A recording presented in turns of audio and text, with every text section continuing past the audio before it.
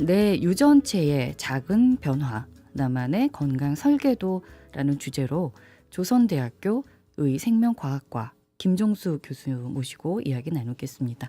어서 오십시오. 네, 안녕하세요. 교수님 차림에서 이제 언연한 가을 느껴지고 가을이 너무 짧아진 데서 조금 아쉽긴 합니다만 그렇습니다. 네. 지난주에 저희 유전체 정보 이야기 많이 했거든요. 네, 여기하고 더불어서 오늘 이제 유전체 변이 이야기하면 되는 겁니까? 네, 가을 남자입니다. 아니요, 네, 이미 한 템포 늦었어요, 교수님. 예, 죄송합니다. 아니요. 네, 네. 그 유전체 말씀하신 대로 지금 저희 지난번에도 유전체 정보라는 얘기를 계속 얘기 드리고 그게 뭐 질병뿐만 아니라 갑작스러운 질문에 제가 좀 놀랐습니다만 지능, 왜냐하면 말씀드리기 조심스러운 부분이어서 네. 그런 것들이 사실은 관련이 있다라고 보고된다는 말씀 드렸었는데요.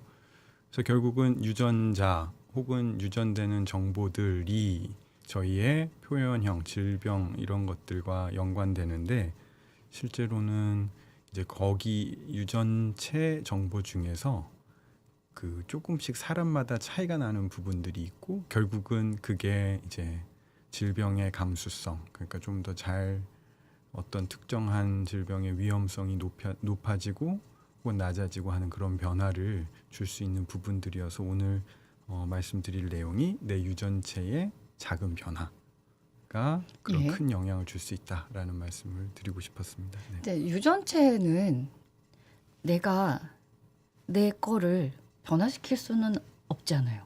네, 일반적으로는 이제 부모로부터 받아온 정보로 네.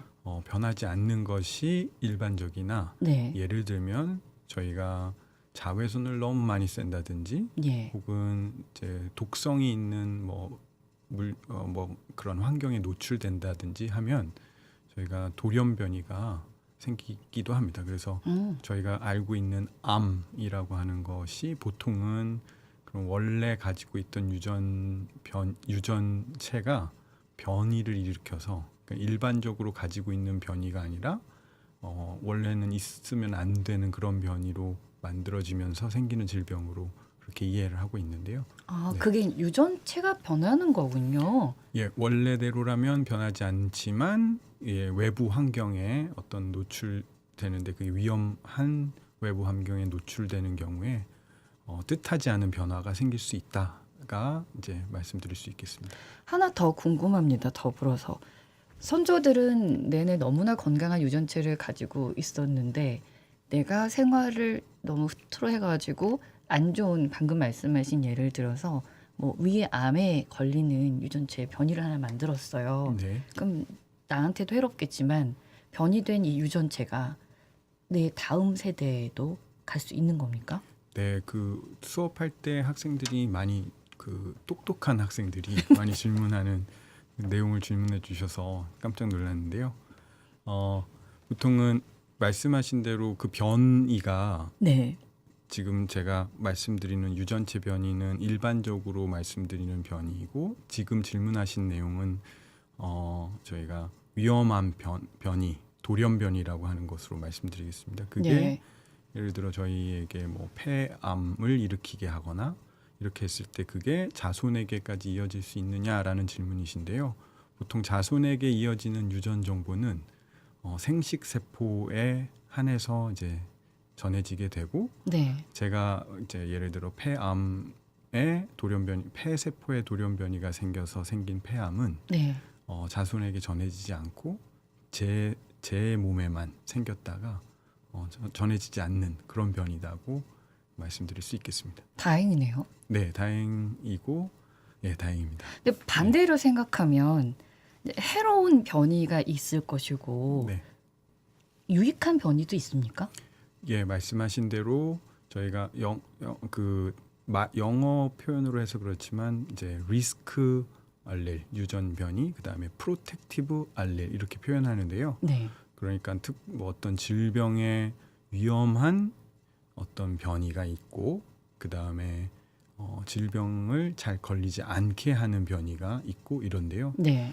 저희가 알츠하이머 치매 얘기를 그동안 좀 몇 번 말씀드렸었는데 네. 그 알츠하이머 치매와 가장 잘 알려진 유전체 혹은 유전자 중에 아포이라고 하는 유전자가 있습니다. 네. 그런데 그 유전자가 말씀드린 그 작은 변이들 때문에 세 가지 형태로 일반적으로 존재를 합니다. 그래서 저희가 그냥 E2, E3, E4 그러니까 숫자로 2, 3, 4 이런 왜 없어요? 1은 없고 2, 3, 그냥 4로 이렇게 의미 이름이 되어 없군요. 있는데요. 네. 근데 이 4 형태를 가지고 있으면 이거는 알츠하이머병을 위험을 높이는 유전자형이 되고 네. 이 2는 반대로 그런 분들은 오히려 치매가 잘 안 오는 그런 유전자형으로 알려져 있습니다. 그러니까 네. 마치 혈액형으로 생각하셔도 되는데 저희가 A형, B형, O형, AB형 이런 거 있는 것처럼 동일한 유전체더라도 그 안에 있는 그 저희가 염기 서열이 한두 개가 이렇게 바뀌거나 하는 것으로서 그 유전자 변이가 조금 다르게 역할할 수 있다라는 것으로 말씀을 드릴 수 있겠습니다. 예. 혈액형은 안 바뀌잖아요. 네, 맞습니다. 변하지 않고 그러니까 제가 지금 느끼기에는 변할 수 있는 게 있고 변하지 않는 게 있고 이렇게 나뉘나 보다 이렇게 생각이 되거든요. 네, 맞습니다. 그 변할 수 있는 것은 사실은 모든 부분들이 가능성으로는 다 변할 수가 있는데 네. 그런데 이제 예를 들어 혈액형 자체도 그 부분은 일반적으로 잘 변화가 돌연변이가 생기지 않는 그런 부분의 그 유전체 영역이고요. 예. 특정 영역들은 조금 더 돌연변이가 잘 생기거나 예. 그럴 수 있는 부분들이 존재합니다. 네. 알겠습니다. 유전체 정보하고 유전체 변이하고 차이점 뭐 특별히 더 나눌 게 있습니까? 아니요, 그렇진 않고, 그러니까 유전체라고 한다 그러면 예를 들어 혈액형이라는 그 DNA 상의 그 부분이 있다라고 하면 네. 그게 그냥 유전체라고 한다면요. 예. 유전체 변이가 존재한다라는 것은 혈액형 중에서도 그 작은 차이 때문에 A형, B형, O형 이런 것들로 서로 다른 형태로 존재할 수 있다라고 말씀드릴 수 있고 예. 만약에 그게 일반적으로 존재하는 A형, B형, O형 이런 것이 아니고 뜻하지 않은 이상한 돌연변이가 생기는 경우에 혈액이 제대로 제 기능을 하지 못할 수 있어서 그런 것들은 저희가 일반적인 변이가 아니라 돌연변이라고 하고 그런 것들은 이제 암을 일으킨다든지 예상치 않은 그런 위험성을 일으킬 수 있다라는 것으로 정리할 수 있을 것 같습니다. 알겠습니다. 지금 제가 교수님께 질문 드렸던 게 준비해 오지 않은 그러니까 그냥 제가 궁금해서 다 여쭤본 건데 네. 말씀을 너무 잘하시잖아요. 그래서 지난주에도 제가 그냥 질문 드렸던 지능하고 뭐 성격 이런 것도 연관이 있나요? 했을 때도 그때도 답변을 정말 잘해 주셨거든요. 근데 방금 좀 전에 네. 좀 당황하셨다 그래서 그러신 건가? 하면 안 되나? 그러면서도 아닙니다. 네. 또 질문을 다 드렸습니다. 네. 예, 방금 그거 더 이어가겠습니다. 네. 성격하고 지능하고도 연관성 있냐고 제가 지난주에 질문을 드렸었고 관련된 연구 있다고 하셨었는데 어떤 것들이 있는지 더 설명해 주실 게 있으십니까? 사실은 지능이나 성격 관련된 이제 연구들이 있는데 그게 좀 조심스러운 부분이다 보니까 네. 이제 좀 그 아주 유명한 한 과학자 분인데 그 DNA의 이중 가닥을 밝히는데 중요한 역할을 하신 이제 한 분인데 그분이 이제 지금 생존해 계십니까? 아니요 이제 돌아가셨고요. 네. 근데 이제 그분이 예를 들어 인종에 따라서 지능과 관련된 그런 차이가 나는 그런 유전적인 이유가 있다라는 그런 주장을 하셨는데 인종에 따라서요? 그러니까 이제 그 같은 인종 내에서도 그런 부분이 있을 수 있지만 사실 인종에 따라서도 그런 부분이 있을 수 있다라는 의견을 주셨는데 그게 뭐 아무런 근거 없는 얘기는 아니지만 조금 더 면밀히 살펴보고 조심해서 살펴봐야 될 그런 부분도 있는데 그런 주장을 하셨다가 사실은 이제 많은 그 노벨상도 받으신 시고 하셨다가 네. 그런 것들이 조금 막 공격을 받으셨습니까? 예, 많이 그런 부분이 있습니다. 그래서 알겠습니다. 안 조심스러워요. 여쭤보겠습니다. 그랬던 교수님 부분입니다. 막아드려야죠. 네. 알겠습니다. 저희 첫 시간에 코호트라는 말씀을 해주셨었고, 그래서 그 의미도 풀이를 좀 해주셨었는데, 이 코호트가 큰 의미인 거고 앞에 뭐든지 수식어구가 붙을 수 있는 건가 봐요. 그래서 교수님께서는 강아지 코호트를 한다고 하셨었고, 근데 이게 대규모로 이루어져야만 하는 겁니까? 네, 보통은 그 코호트라고 하면 말씀하신 대로 그냥 어떤 특정한 성격을 갖는 집단을 오랫동안 이제 추적 관찰하면서 어떤 일이 일어나는지를 보는 그런 연구들을 그냥 코호트 연구라고 하고, 네. 예를 들어 저희가 뭐 코로나 바이러스 관련한 연구를 하기 위해 그런 이제 성격을 갖는 집단을 본다라고 하면 무슨 코로나 코호트라고 할 수 아. 있는 것처럼, 네. 저희가 이제 가드 코호트라고 하는 것은 그 가드가 한번 다시 말씀드리자면 광주 치매 관련된 치매라고 하는 거에 영문을 그 앞에 이니셜만 딴 얘기입니다. 그래서 네. 그 치매 연구를 좀 잘 예방하는 그런 연구를 하기 위해서 만든 이제 코호트인데요. 예. 그 규모가 어느 정도여야 되느냐가 사실은 이제 어떤 연구를 할 거냐에 따라서 조금 상이합니다. 그런데 보통은 유전체와 관련된 연구를 하려면은 굉장히 대규모의 그 대상자가 있어야지 그런 효과들이 이제 좀 나타나기 시작하거든요. 그 말씀드린 대로 그 변화라고 하는 게 사실은 DNA에 뭐 염기 서열이 하나가 바뀌고 이런 것들이 누적돼서 어떤 하나의 질병 위험도가 조금씩 올라가고 이런 정도기 때문에 소규모의 코호트 연구 이런 걸로는 사실 유전체 연구는 좀 어려운 상황입니다. 신뢰받기 어렵겠죠. 네. 뭐 한 100명 했는데 이거를 전체적으로 확대시키기는 어려운 부분이니까 예, 맞습니다. 네. 그래서 사실은 쉽지 않는 연구군요. 교수님께서 네. 하시는 게. 예, 해외 사례 같은 경우에는 가장 큰 이제 알츠하이머 치매 연구하는 그 코호트 연구가 100만 명을 대상으로 해서 유전체 연구한 그런 논문이 그 가장 유명한 저널에 이렇게 출판되기도 했습니다. 네, 네. 그렇군요. 알겠습니다.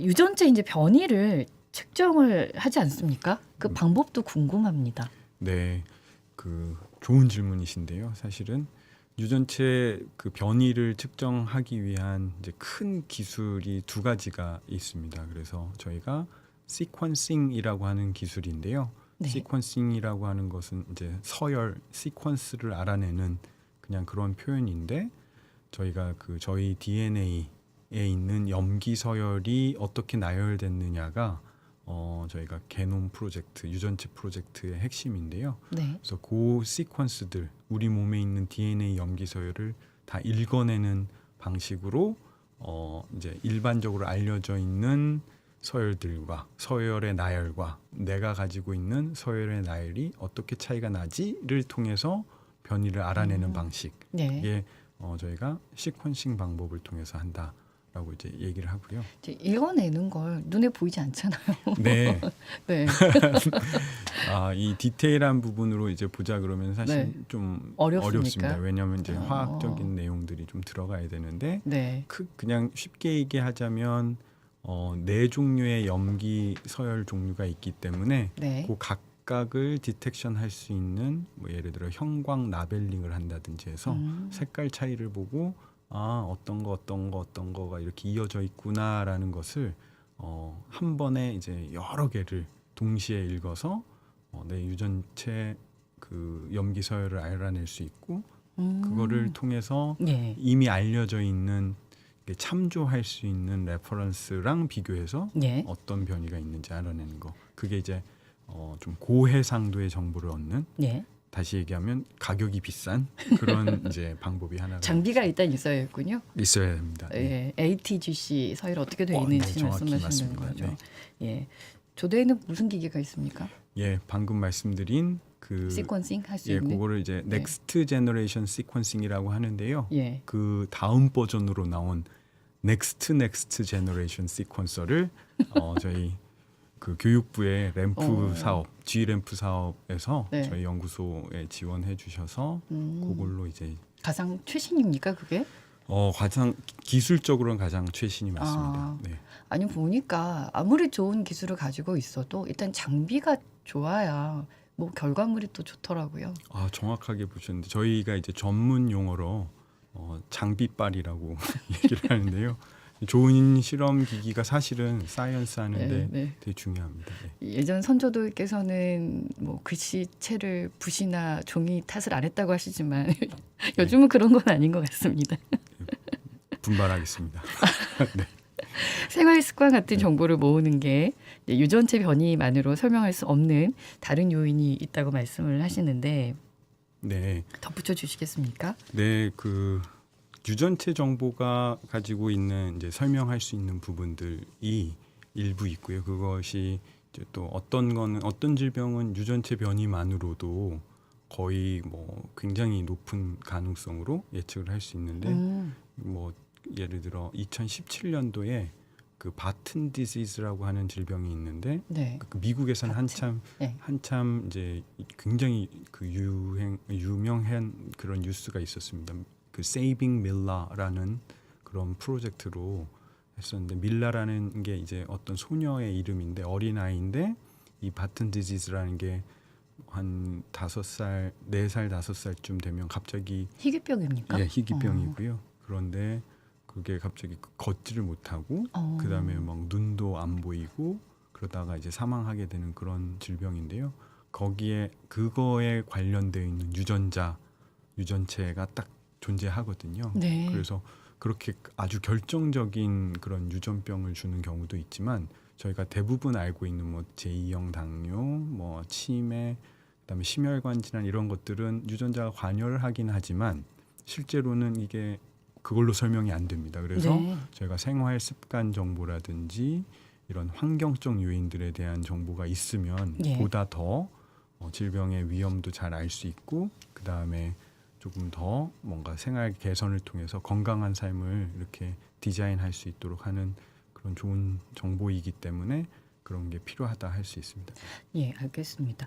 첫 시간에 유전체 정보 알아볼 수 있다고 하셨잖아요. 많이 발달이 돼가지고 네. 일반인도 내 유전체 정보를 알고 싶어 하면 어떻게 하면 됩니까?